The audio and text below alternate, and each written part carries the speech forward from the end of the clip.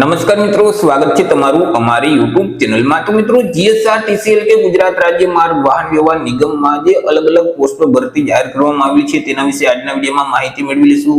પરંતુ તે પહેલા વિડીયો ગમે તો લાઈક અને શેર કરી દેજો, ચેનલમાં નવા હોય તો ચેનલને સબસ્ક્રાઇબ કરી દેજો। તો ચાલો મિત્રો, વિડીયોની શરૂઆત કરીએ।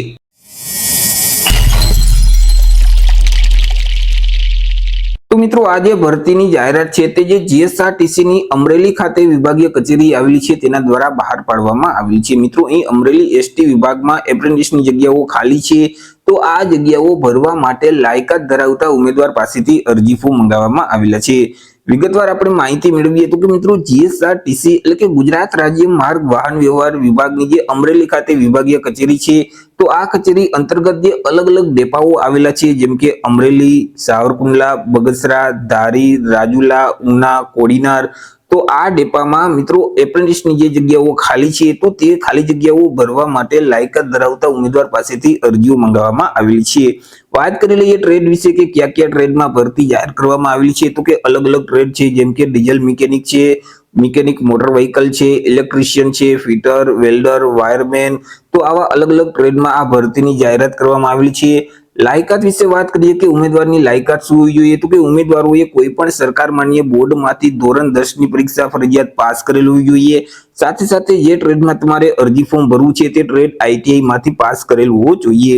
તે સિવાય મિત્રો, વહીવટી કામગીરી માટે જે કોપા એટલે કે કોમ્પ્યુટર ઓપરેટર કમ પ્રોગ્રામિંગ આસિસ્ટન્ટનો જે ટ્રેડ છે તો તેમાં પણ ભરતી જાહેર કરવામાં આવેલી છે।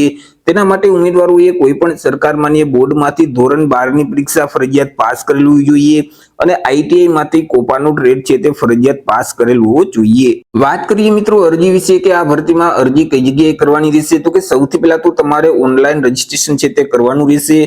ઓનલાઈન રજીસ્ટ્રેશન જે એપ્રેન્ટિસનું પોર્ટલ છે apprenticeshipindia.gov.in નામની જે વેબસાઇટ છે તે વેબસાઇટ ઉપર જઈ તમારે ઓનલાઈન રજીસ્ટ્રેશન છે તે કરી દેવાનું રહેશે।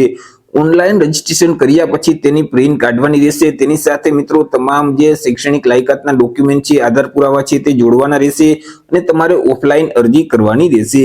મિત્રો, અહીં અરજી ફોર્મ જે અમરેલી લાઠી રોડ સ્થિત જે અમરેલી જીએસઆરટીસી ની જે વિભાગીય કચેરી છે તે કચેરી ખાતે તમારે અરજી ફોર્મ મેળવી લેવાનું રહેશે અને તે જ જગ્યાએ તમારે અરજી ફોર્મ જમા કરાવવાનું રહેશે।